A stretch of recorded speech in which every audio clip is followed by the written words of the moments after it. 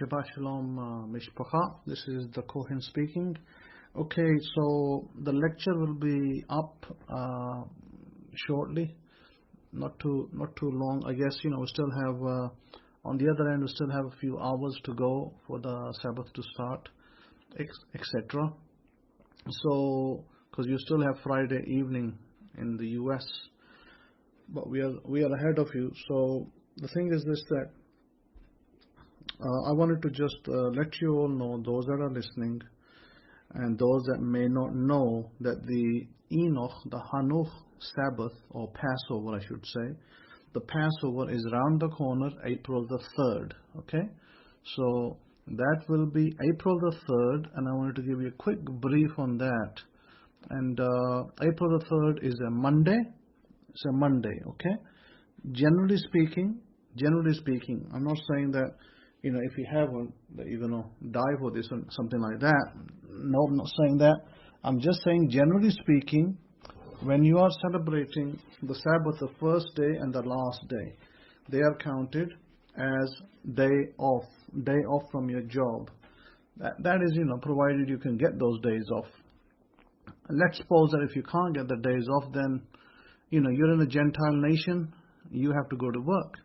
But the money you make on those 2 days are considered monies that belong to God. Now this is where you, and probably many other people, are struggling and suffering, because what you do is you go to work on a general Sabbath. Like let's say if you worked on a Saturday, you go to work, you earn the money, and you use it up for yourself. You go to work on a festival Sabbath, which is a high holy day. You go to work, and you just take the money and you use it up. You see, that is considered money for God. Those days are God's days. They are considered God's money. Means that money should go to the priesthood. But if you ate it, then you technically, I'm not saying you're a thief, but technically that is considered theft from God. Okay? Now, you may think, hey, I don't care, it's not going to do me no harm, I can do that. Sure, go ahead, do that. But let me tell you the repercussions, the punishment that will come down upon you, the person who's doing that. And again, I'm not trying to put you up against a wall. I'm just giving you the do's and the don'ts. The rest is really up to you, because it's your life, and you pay for everything in this life. You pay for your sins, your violations of Torah, and as I call it, the misdemeanors. You pay for everything in this life. Nothing is free. You don't get away with it. You get away with nothing. So what tends to happen for somebody who doesn't know, because there are people generally who don't know. So this information is for those people who genuinely don't know that they are doing that, inadvertently perhaps, or ignorantly, or perhaps they lack knowledge. So in that case, what happens is that the money that you earn, now how do you divide that money, and how do you give to God what belongs to God, and how do you keep what belongs to you? So you'd have to calculate for those days that you worked, and it was a high holy day or a Sabbath day, you'd have to work out what was your that day's salary before taxes. Okay, you'd have to work that salary out. Let's say, for argument's sake, I'm just by the by, and I'm just making a basic. It doesn't have to be exactly like that. Let's say you were earning $15 an hour, and you worked 8 hours on a particular high holy day. That's $120. But Uncle Sam comes in, and Uncle Sam deducts $30 away from you, because, not $30, sorry, deducts 30% from you, because Uncle Sam says, you know what, that belongs to me. So they take away $36, 30%, which goes into your salaries and other bits and pieces they cut from your salaries. So Uncle Sam comes in and deducts $36. That leaves $84. Of course, you never saw the $120, because if the $120 came to you flat, that would belong to the priesthood. That would belong to your Kohen in the gate. Let's say that in this instance, because Uncle Sam got to the money first, you're in a Gentile nation, and they deducted your taxes and everything, and they only gave you for that Sabbath that you worked, they gave you $84, or whatever it is. You can work that out. I'm working out generally 30% tax. It might be slightly less, or it might be slightly more in different cases of how much you earn. So they deduct that, and you're left with $84. Now, because of lack of knowledge, you didn't know. You didn't know that the first day of Passover was a no-work day, and the last day of Passover was a no-work day. And you didn't know that weekly Sabbath, on the Saturday was a no-work day. So you just worked generally on those days, and you just kept the money. But then what happened, you got a roof repair turned up, you got a tire went flat, you got your battery went flat in your car, something else happened, somebody fell ill. And so that money that really belonged to God, because you used it without knowledge, let's use a better word, without knowledge, you used it not because you're a thief or you're trying to, take that money from God, because you didn't know. So in that case, what happens, that money never stays with you. Now, instead of blessing you, instead of you getting blessed with that money, it actually goes from you. It's like leaking, left, right, and center in different areas. Could be for your health, could be for other reasons. It goes away. So at the end of the month or the end of 2 months, you're wondering, I'm living hand to mouth. What's going on? Why isn't God blessing me? Because, one, you may not be paying any tithe, which a lot of people don't. They think that the money after Caesar's collection belongs to them, and they have a right to it. By the way, we have a right to nothing in this world. Everything is given by the good hand of God. It's a blessing. Whether you believe it or not, it is a blessing. And it's not because you worked somewhere 40 hours a week and you got paid. No, it's because God is being benevolent to you and giving you that money, because your employer could turn around and say, hey, you worked 40 hours, you're fired, I'm not giving you your money. Go to court or whatever. You get stuck. So everything you get is given by God. All the good things you enjoy in this world are given by God. Yes, we can debate about it, whether whether it was your hard work or whether it was God's mercy, that kindness, that brought that job to you and the money as well. So $84 may seem like a lot for some people, but it's not, because when you give that money into the priesthood, when you give that money to your priest, I'm not talking about your pastor, to your priest, to your Kohen. When you give that money to your Kohen, what is the recompense of that? The recompense of that is God sees that. God sees that faithfulness in you. And because of that faithfulness, God will now reward you for that money. You put that money, consider that money being an investment to God. You invested it with God. That's a great, that's a faith thing. Not many people have that kind of faith. That's a faith thing that you've done. So once you did the faith thing, God will be kind back to you. God will start to multiply that amount.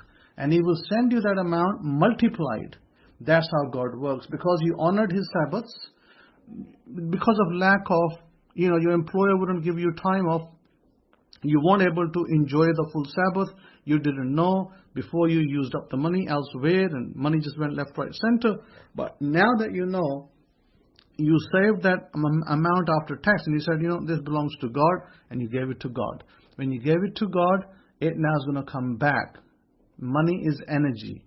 When you give it to God, it is now God's job to return that money to you with a multiplier. Okay? God will multiply that money, and then God will send you that money back. I'm not saying He's going to multiply it 1,000 times, and I'm not saying He's going to multiply it 10,000 times, because that would be lying. I'm not going to say that. Whatever multiplier God chooses, this is what we believe. This is what we know. That God will use a multiplier, and He will multiply that money, and He will return it to you that same year, one way or another. It will come back to you. It will never be void. It will always come back to you. God will return that money with bonuses. Let's put it this way.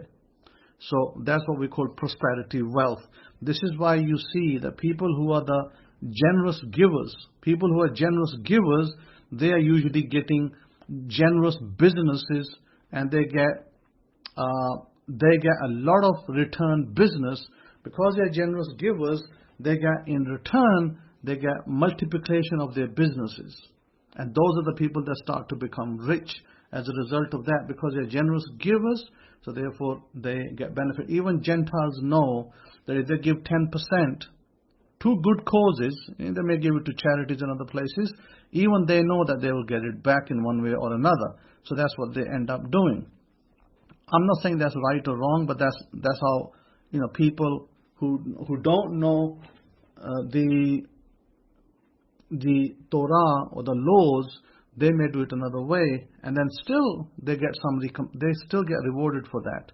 Even Gentiles, they get rewarded for that. So if you're part of the house of Israel and you are not tithing, then that's the first strike against you. If you're not tithing, you're not paying sadaqah, it's a strike against you. Secondly, if you're working Sabbaths, high holy days, and you're not giving that back to God, second strike against you. So please understand that for your benefit, for your prosperity, for your blessings, make yourself straight. Don't make yourself crooked, because it's not very clever. When you make yourself crooked, God will equally return that favor to you the same way. He will put difficulties in your path. He will make you lose that money one way or another. You will lose it. Please remember that. But if you're a good giver, God will bring that money to you in one way or another with the bonuses on top. You may get a better job, you may get better salary, you may get bonuses, you may get money coming out of investments will start to multiply. Things like that will happen, and you will get compensated for your faithfulness, for your loyalty, and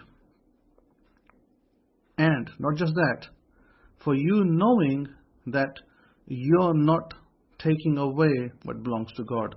So now coming back to the Passover. Passover is April 3rd. You may ask, how do you conduct the Passover? It's very simple. It's not hard. For the Passover week, you do not eat leaven. Okay? No bread, cakes, pastries, anything that has leaven. And I'm talking about leaven here. I'm talking about baking powder. That is not considered leaven, by the way. So, remove leaven from your homes. Give it to somebody else. And then, do not eat pastries and cakes for a week. Just check the labels that you don't eat something by mistake. If you do, you'd have to contact me and pay a sadaqah offering towards to cover your violation. So please try not to do that if you can. And read the labels before you do, because sometimes people can make mistakes because they're so used to eating those things every day. They may just go to Dunkin' Donuts and get a donut and then realize later, I just consumed something with yeast in it. So avoid the yeast play and you'll do well. And then other than that, Passover, you don't need to slaughter a whole lamb as a token. It's just a token. Some people just get a bone, a shank bone, and they put it in their tray. Other people, what they do, they get some meat, maybe a pound, a kilo, maybe whatever they can consume. It's got to be consumable meat. So they get meat and they put it, they grill it and they put it in front of them as a token, and the family just eats that together at the same time, and they don't leave any leftovers. No leftovers. If there's any leftovers, it's got to be burnt on your stove and then buried before sunrise. Okay, remember that. And then other than that, make sure there's no pastries, cakes, things like that in the meal. But you can have all sorts of other items. People do eggs, people do corn, people do rice, people do other things, but not cakes and pastries. So as long as you adhere to the common things which are okay, considered, so you're allowed to take beef or take lamb, and you're allowed to add fillers to it. Like you can add potatoes, you can add carrots, you can add peas. You can do it a traditional Western meal. It doesn't need to be an Eastern meal. Eastern people do it according to their ways, and Western people according to their ways. So it's very simple. You have a meal. You give thanks to God. You read the story in the book of Exodus with the 10 plagues, and then how Israel departed. You read that story, and you simply tell that story to your children if you have children.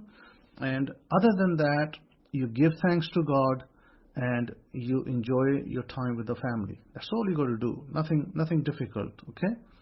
And the most important days are the first day and the last day, okay?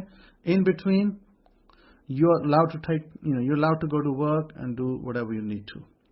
Those of you who want to tithe and want to send in your donations and offerings, you can go to the website www.abrahamic-faith.info or to forever-israel.com. There's a donate now button there. You can mark your donation and say it's tithe, Passover, whatever it is. And also, when you come to the festivals, you never come empty-handed before God. You always give a offering to God on that holy day for all festivals that we have, all 7 festivals in the year. And if you do that, then you're doing great. I mean, you can send the money via PayPal or you can send the money Cash App. My account ID in Cash App is $SIMALT, and for PayPal, the link is online, so I'll leave you with that. So with that, I'm going to say, have a wonderful, wonderful high holy day ahead, April 3, and may you be blessed and may you be safeguarded by the Master in heaven. Shabbat Shalom.